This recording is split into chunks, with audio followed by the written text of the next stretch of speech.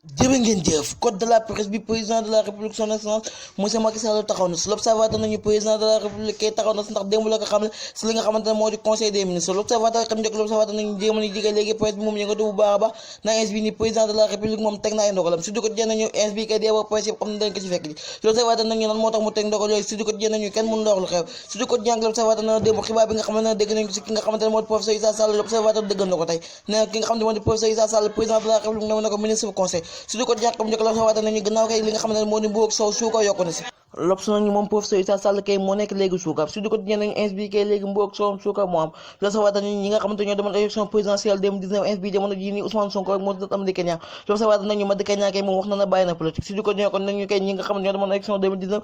Ousmane Sonko rek moo fi des comme li nga xamante moo di opposition l'observateur nañu doo moytu kay Madické Niang du yàgg dana fekk ki nga xamante moo di président de la république keneen ku fekk ci président de la république son excellence monsieur Macky Sall mooy ki nga xamante ne moo teewaloon passé foofu sa Touba l'observateur nañu koo kay li tax sax mu fekk ci ki nga xam ne moo di président de la république dañu jox li nga xamante ne moo di billet fi nga xamante day génn Sénégal jox ko tamit li nga xamante ne moo day millions yu bëri surtout ko ñe xam jokk l'observateur nañu jamono ji kay moom groupe politique dafa yëngu bu baax a baax l'observateur xam jokk l'observateur nañu ki nga xamante moo nekk chef protocole bu li nga xamante moo di parti Pastef muy Djibi Gueye Ndiaye topp na ki nga xamante ne moo di seen jot Ousmane Sonko ndax bañ ko joxee li nga xamante ne ko dama wuji moom ne du wuji li nga xamante dañ kaa woo téléphone nag kaay wuji si dikk fekk joxuñ ko li nga xamante ne moo di convocation bu jëmal dañ kaa convoqué si dip l'observateur nañu Djibi Gueye Ndiaye kay moom topp na tànk Ousmane Sonko surtout ko ñe xam jokk l'observateur nañu tamit expression bi nga xamante ne Mansour Faye wax na dana doon l'observateur nañu xel mu ngi siy jot ñaaw ndax li nga xamante ne moo di élection yi temps yi ñi daan bañ ko jàpp li nga xamante ne moo di 27 février li nga xamante ne moo di 2022 su ko ci nañu dama ci expression yi dana boobu du mën a def l'observateur nañu keneen ki nga xamante moo na dem teewal nguur gi foofu noonu Assemblée nationale muy ministre de l'Intérieur Antoine Félix Diome teewal li nga xamante ne moo di projet bi nga xam dañuy waajal li nga xamante ne moo di élection 2022 l'observateur nañu moom joo moom ministre de l'Intérieur boobu noonu Antoine Félix Diome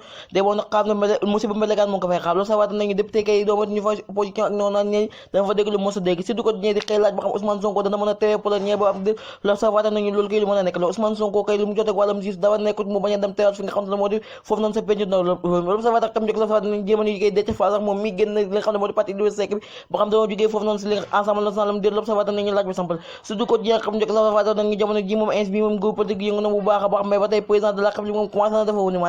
bi moom du yàgg dara dana gën a defaat li nga xamante ne moo di association boobu gën a baax ba nga xamante ne day jëm liggéey si li nga xam ne moo di Sénégal l'observateur nañu Macky Sall kay moom mu ngi liggéey Sénégal bu baax a baax ndax ins bi lu mu fi def boo xoolee ba mu fi nekkee léegi 2012 léegi l'observateur nañu lu mu si changé bay na lool su di ko ñaa xam njëkk l'observateur dem foog nga xam ne moo di sport